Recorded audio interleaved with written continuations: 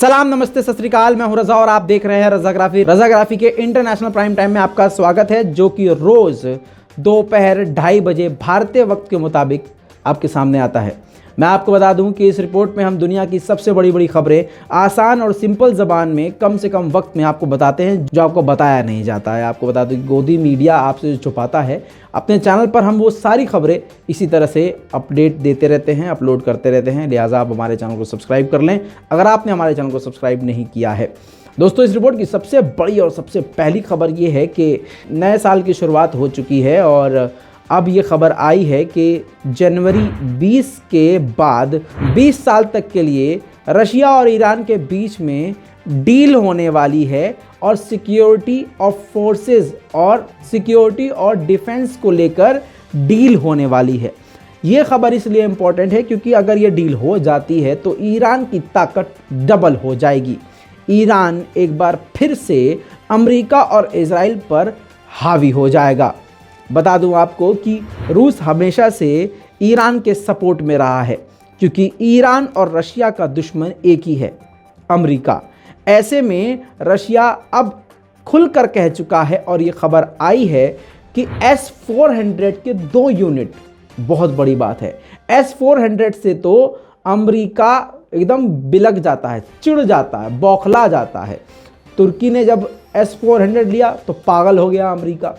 इसी तरह से जो इजराइल अमेरिका ईरान से इतना चिढ़ते हैं कि ईरान एक हथियार भी बनाए तो वो बर्दाश्त नहीं है। ऐसे में रशिया अगर S-400 ईरान को देता है तो सोचिए क्या हालात होंगे। इसके अलावा इस डील के अंदर कम से कम 24 फाइटर जेट Su-35SE आपकी स्क्रीन पर, ये जो फाइटर जेट है ये रूस देगा ईरान को। समझिए दोस्तों, इससे ईरान काफ़ी ज़्यादा मजबूत हो जाएगा। आपको बता दूं, इसके अलावा यही नहीं, रुकिए अभी, इसके अलावा ईरान मिलिट्री सैटेलाइट भी रूस से लेगा। अब आप समझ सकते हैं कि ईरान कितनी बड़ी तैयारी कर रहा है। जितना बड़ा दुश्मन उसी तरह से उसकी तैयारी। आपको बता दूं, रशिया पूरी तरह से ईरान के साथ है। 10 बिलियन USD डॉलर की ये जो है डील होने वाली है। हालांकि कहा यह जाता है कि ईरान काफ़ी गरीब मुल्क है, लेकिन फिर भी अपने देश की रक्षा और सुरक्षा करने के लिए काफ़ी बड़ी रकम खर्च करने को ईरान तैयार है। दोस्तों, जंग की तैयारियां दोनों तरफ हो रही हैं। जहां पर दुनिया से ये कहता आया है कि हम सबसे ताकतवर हैं और दुनिया, खासकर भारत के गू खाने वाले जो अंधभक्त हैं, वो जो है फ़ैन हैं इजराइल के। आपको बता दूं कि भारत में मुसलमानों के कत्लेआम पे खुश होने वाले अंधभक्त इसलिए खुश होते हैं क्योंकि इजराइल मुसलमानों का दुश्मन है।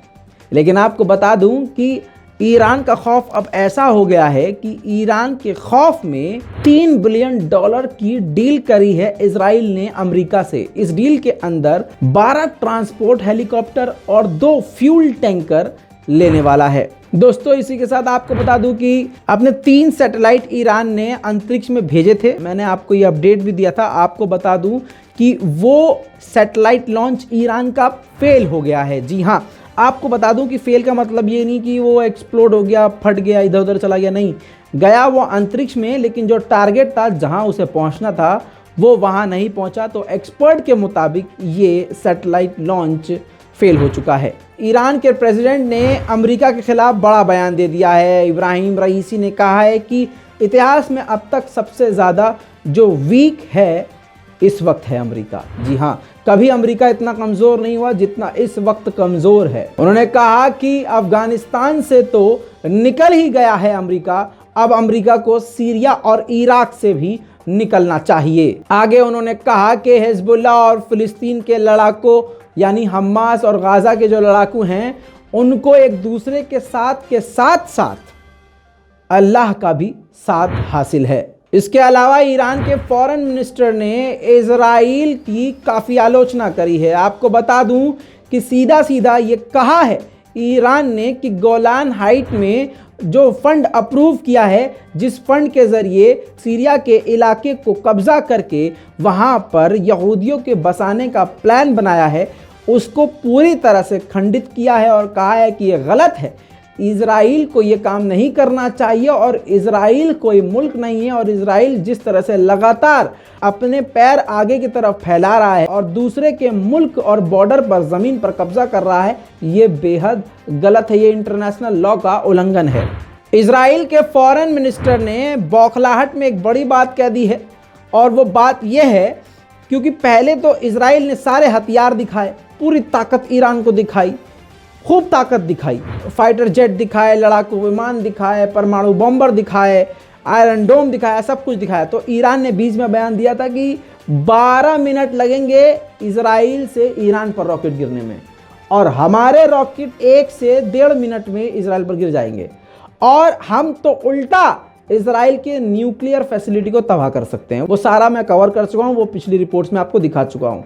अब जब कुछ नहीं बचा इजराइल के पास कि अब क्या बोलें, तो आखिर इजराइल ने वही किया है जो एक छोटा बच्चा करता है। इजराइल के फॉरेन मिनिस्टर ने कहा है कि हमारे पास ऐसे हथियार हैं जो दुनिया ने अभी देखे ही नहीं हैं और हम मौका मिलते ही ईरान को इसका जवाब देंगे।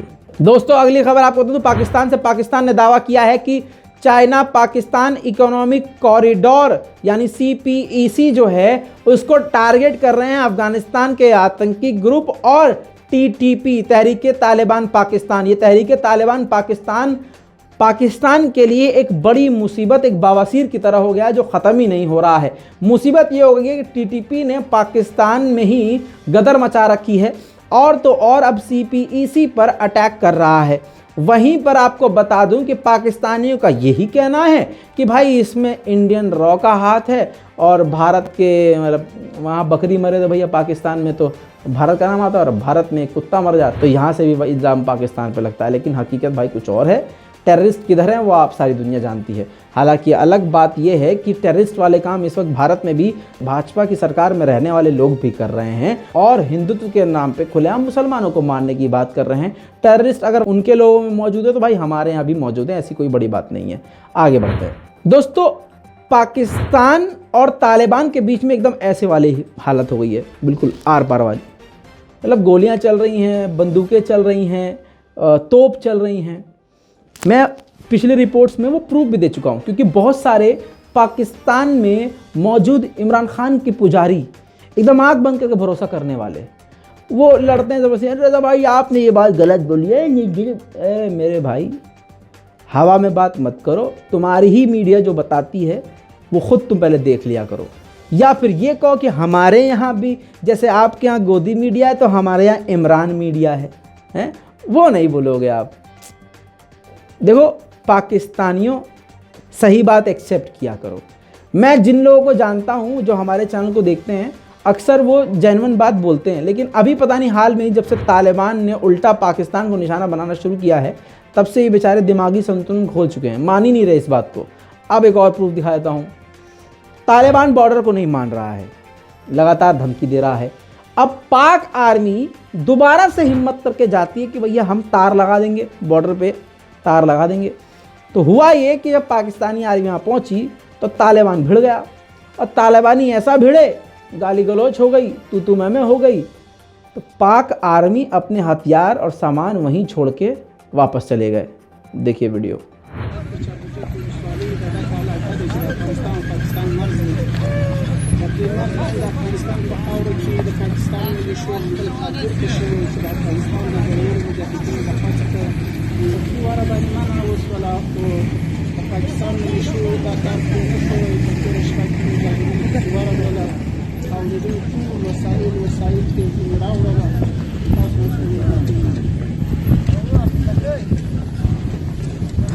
दोस्तों, पाकिस्तान से ही एक बड़ी खबर। पाकिस्तान के लोग ही पाकिस्तान के विदेश मंत्री के खिलाफ हैं, क्योंकि उनका एक ऐसा रवैया सामने आया है जिसकी वजह से खुद पाकिस्तान के लोगों ने इस बात पर नाराज़गी जताई है।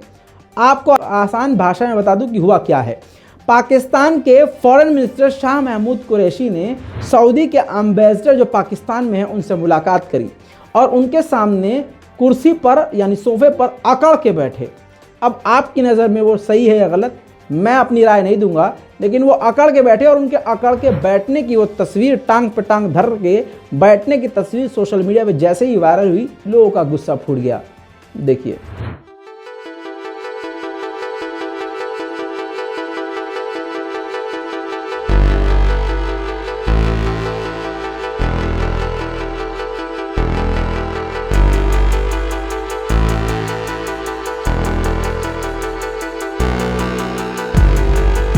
दोस्तों आगे बढ़ते हुए भारत के बारे में एक आपको बड़ा अपडेट दे दूं। भारत ने खामोशी से यानी चुपके से महाविनाशक शक्तिशाली सबसे ताकतवर परमाणु पनडुब्बी एडा क्लास की S4 जो है लॉन्च कर दी है। किसी को कुछ नहीं बताया, कानो कान खबर नहीं दी। आपको बता दूं कि एक्सपर्ट का दावा यह है कि ये इसलिए किया है भारत ने ताकि दुश्मन को इसकी भनक न लगे और तैयारियों का एहसास ना हो। आपको बता दूं कि चीन और पाकिस्तान के खिलाफ इस पनडुब्बी को देखा जा रहा है। ये पनडुब्बी जो है चीन और पाकिस्तान के खिलाफ जल्द तैनात हो सकेगी। दोस्तों अमेरिका के निचले इलाके में, सेंट्रल अमेरिका में एक जगह है निकारागुआ। जी हाँ, उसका झंडा आप मेरे पीछे देख रहे हैं और मैं आपको अब ये आपकी स्क्रीन पर मैप भी दिखा रहा हूँ उसका। जी हाँ, निकारागुआ। चीन ने 30 साल बाद यहाँ पर अपना एम्बेसी खोल लिया है। जी हाँ, चीन ने अपना यहाँ पर दूतावास खोल लिया है। देखिए वीडियो।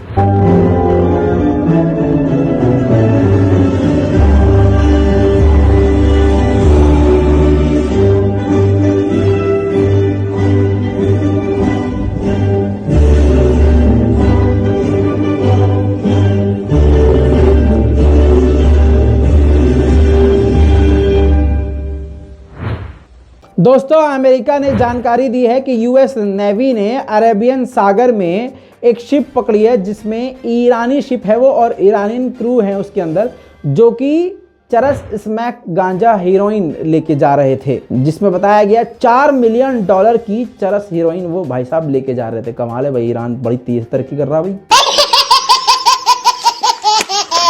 बहरहाल ईरान का वो पूरा जो शिप है, वो जो कंटेनर था, वो पूरा चरस स्मैक गांजा है, वो पूरी तरह से यूएस नेवी ने जब्त कर लिया है। दोस्तों अगली खबर रूस की तरफ से। रूस ने एक साथ 12 हाइपरसोनिक खतरनाक मिसाइलें सफलतापूर्वक तरीके से टेस्ट कर ली हैं। रूस के प्रेसिडेंट व्लादिमीर पुतिन ने कहा है कि इस वक्त हमें इसकी यानी इस टेस्ट की, इस हथियार की काफ़ी ज़्यादा ज़रूरत थी। पहले लॉन्च का वीडियो देख लीजिए।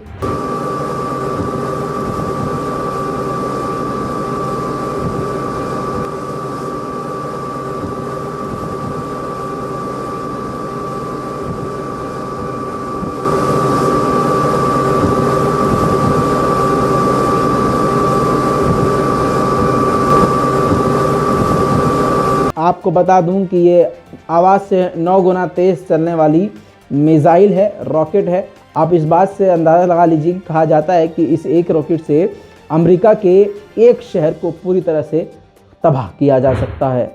दोस्तों आपको बता दूं कि व्लादिमीर पुतिन ने अमेरिका के राष्ट्रपति बाइडन से फ़ोन पर बात करी, तो बाइडन ने यानी अमेरिका ने सीधी धमकी दे दी कि अगर यूक्रेन पर कोई कार्रवाई करी तो हम जवाबी कार्रवाई करेंगे।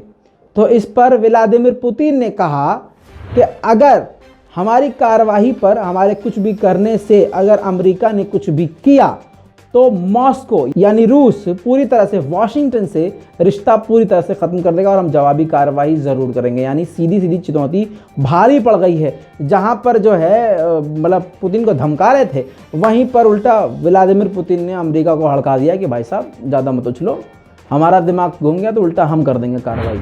अगली खबर सऊदी अरब से। सऊदी अरब के हवाई हमले में 12 यमन के अधिकारी मारे गए हैं। लगातार ये जंग जारी है, दोनों देश एक दूसरे पर हमला कर रहे हैं और काफ़ी जानें दोनों तरफ से जा रही है। लगातार हमले एक दूसरे पर कर रहे हैं। कभी यमन के लड़ाकू जो हैं सऊदी अरब के बॉर्डरी इलाकों पर हमला करते हैं, ड्रोन सक्सेसफुल तरीके से अंदर घुस जाते हैं और एयरपोर्ट को तबाह करके सऊदी अरब के वापस आते हैं। और उसकी जवाबी कार्रवाई में अब सऊदी अरब ने 12 सैनिकों को ख़त्म कर दिया है यमन के।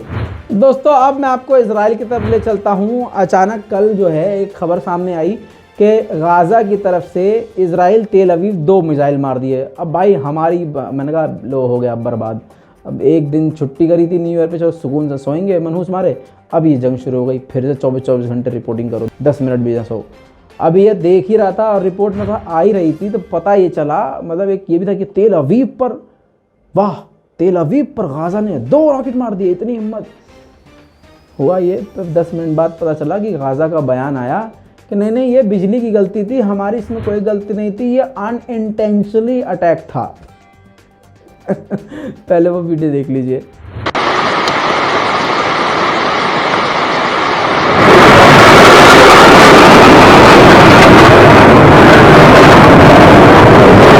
मज़े की बात यह है कि ये पानी में गिर गया, किसी को कोई नुकसान नहीं हुआ और ये बात यहीं पर रुक गई, वरना ऐसा लग रहा था कि जंग शुरू हो गई। भाई रज़ा भाई अपना सामान वामान पैक करो, स्टूडियो में ही सोना है, 24 घंटे काम करना है।